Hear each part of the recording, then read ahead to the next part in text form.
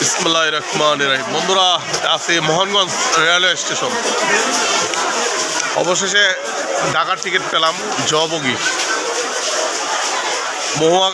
মহুয়া train, local train. বাংলাদেশের যে কটা লোকাল ট্রেন যায় এই আমাদের মোহনগঞ্জে মহুয়া একটা যাত্রী কী পরিমাণ। সিট হলো 160টা, টিকিট কয়জনে দিবে বলেন? এটা তো একটা কথা, কয়জনে টিকিট দিবে 160টা?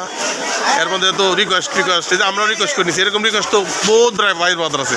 রবি সজীব, সবাই রিকোয়েস্ট রাখতে হয়, রাখতে যায়। আবার কেউটা রাখতে পারে, কেউটা রাখতে পারে না। যারা রাখতে পারে না তারা অসন্তুষ্ট আর কিছু নাই। আসো আসো আসো হ্যাঁ আসো। এদের সজীব, সেও এক সময় কাউন্টার চালাইছে 4-5 বছর। এখন তার দোকান, এটা উত্তরাধিকার সূত্রে তার বাবাও কিন্তু এই দোকানদারি করতো এই স্টেশনে অনেক বছর ধরে। তুমি বলো।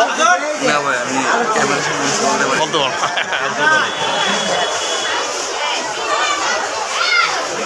আলহামদুলিল্লাহ আলহামদুলিল্লাহ, অবশেষে টিকিট পেলাম, এই জন্য শুক্রিয়া আলহামদুলিল্লাহ।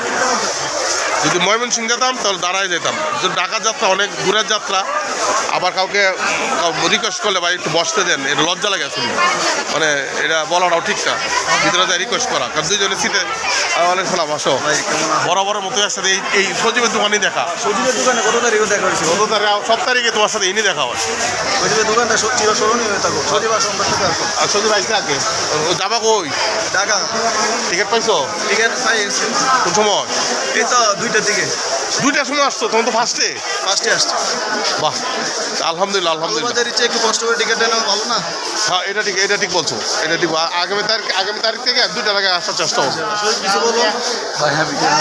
সজীব ক্যামেরা কিছু বলতে পারো? তুমি বলো।